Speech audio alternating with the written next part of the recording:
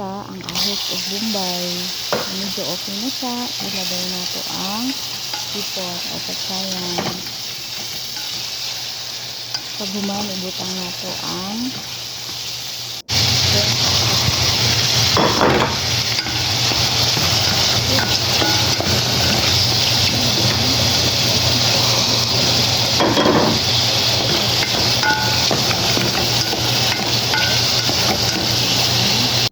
tubig, pakuluin at lagyan ng soya sauce.